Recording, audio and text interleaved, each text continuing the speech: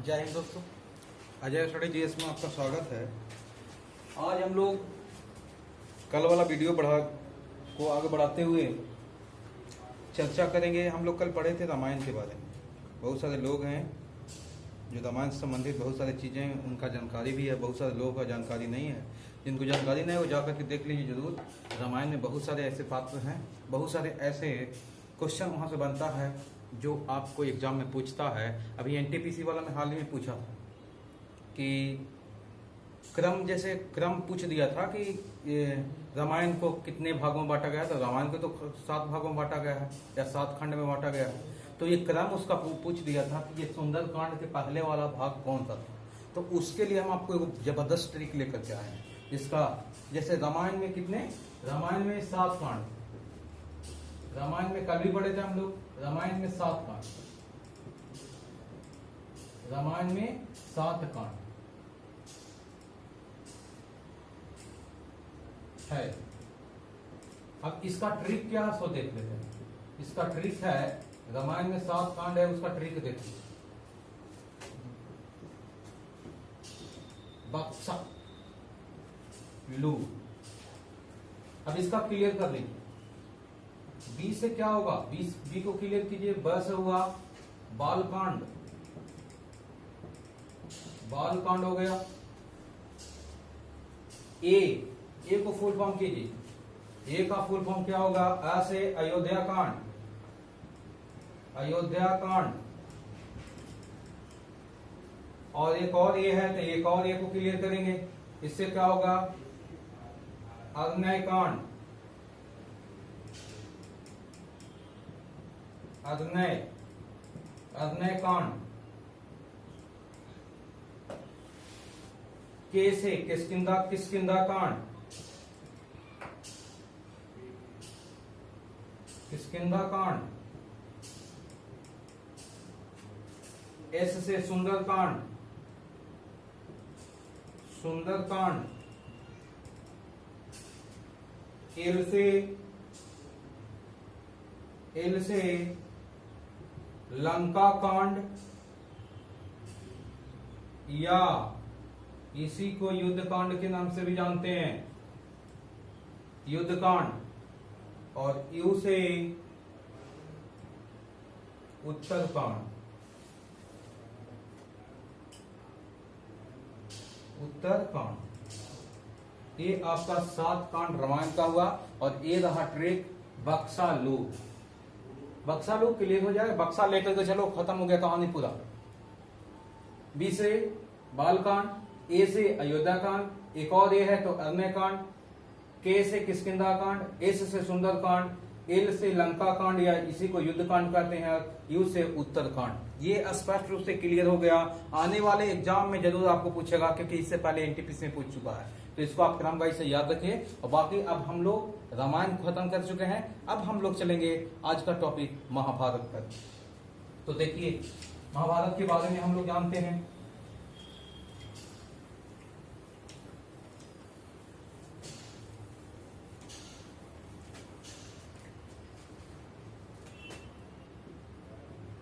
महाभारत,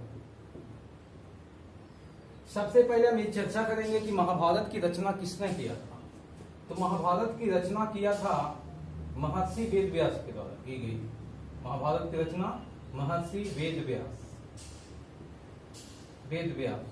इसी का पूरा नाम है महर्षि द्वैपायन वेदव्यास। उतना का ही शॉर्ट में वेदव्यास भी कहिएगा तो काम चलेगा। महाभारत की रचना वेदव्यास ने किया था।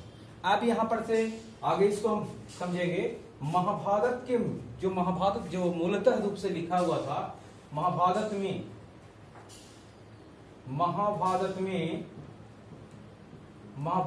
मूलतः 8800 श्लोक था। 8800 श्लोक था। लेकिन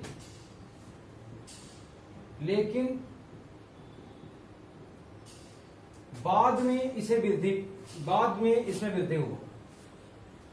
बाद में वृद्धि हुआ उसको छोड़ देते हैं। पहले हम चर्चा करेंगे इस पर कि महाभारत में मूलतः 8800 श्लोक था। तब क्या कहा जाता था महाभारत को? तब महाभारत में मूलतः 8800 श्लोक था। तब महाभारत को जय संहिता या विजय संहिता कहा जाता था। जय संहिता या विजय संहिता कहा जाता था। जब मूल रूप से जो श्लोक थे महाभारत में 8800 था, उस समय महाभारत को किस नाम से जानते थे? जय संहिता या विजय संहिता। आगे हम बढ़ेंगे, बाद में श्लोकों की संख्या बढ़ करके कितना हो गया? 24,000 हो गए। 8800 से श्लोकों की संख्या बढ़ करके जब 24,000 हो गया, तब महाभारत का नाम 24,000 हो गया, तब महाभारत का नाम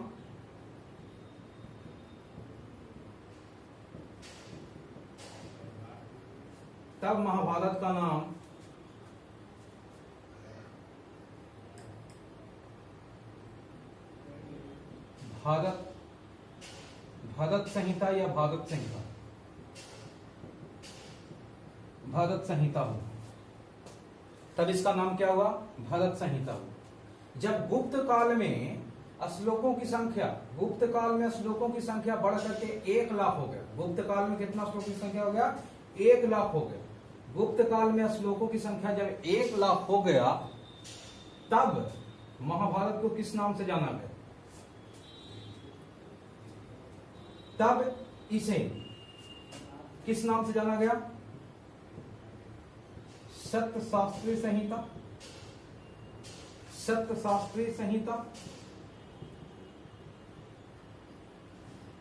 गुप्त काल में इसमें श्लोकों की संख्या की वृद्धि होकर के गुप्त काल में कितना हुआ? 1 लाख हो गया। तब इसे सत्यशास्त्री संहिता या महाभारत कहा गया। ठीक है। अब यहां पर से क्वेश्चन आता है कि महाभारत का पुराना नाम क्या था? तो महाभारत का पुराना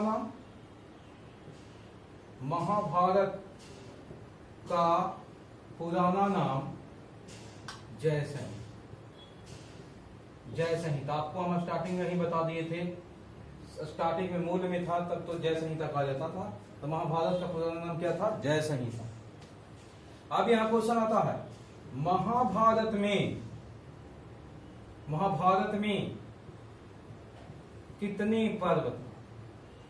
कितने पर्व या इसी को भाग कहते हैं? तो कितने? 18। महाभारत में कितने पर्व?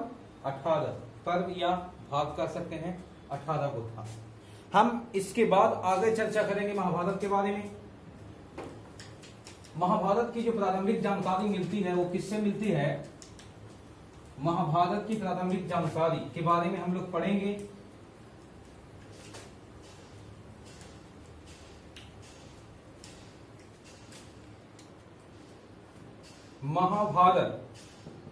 महाभारत की प्रारंभिक जानकारी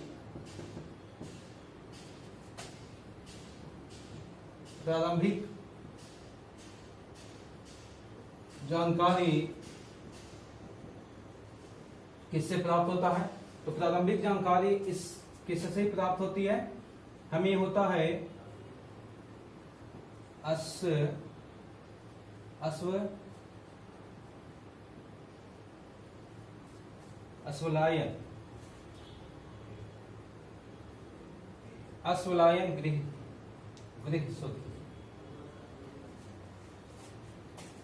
अश्वलायन गृह सूत्र से महाभारत की प्रारंभिक जानकारी मिलती है।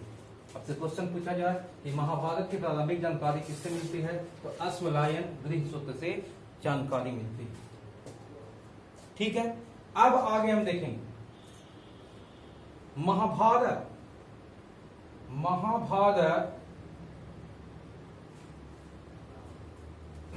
सबसे पहले ऐसे हम देख लेते हैं। जैसे कभी कभी क्वेश्चन पूछता है गीता का वर्णन महाभारत के किस पर्व से मिलता है? तो गीता का जो वर्णन जो मिलता है वो महाभारत के किस पर्व में मिलता है? तो ये मिलता है भीष्म पर्व।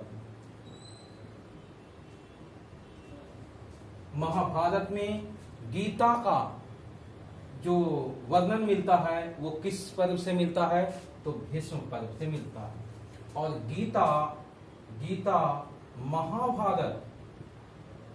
महाभारत का अंग। यानी कहने का मतलब है कि महाभारत में ही गीता को लिखा गया है, क्योंकि जब आप जान ही रहे हैं महाभारत के भीष्म पर्व में ही गीता का वर्णन मिलता है। तो ये था महाभारत की कहानी। अगर यदि मेरी वीडियो अच्छा लगा तो लाइक, शेयर और सब्सक्राइब कीजिए। हमारे चैनल को सब्सक्राइब जरूर कीजिए, लोगों तक के पहुंचाइए। बाकी देखने के लिए थैंक यू वेरी मच।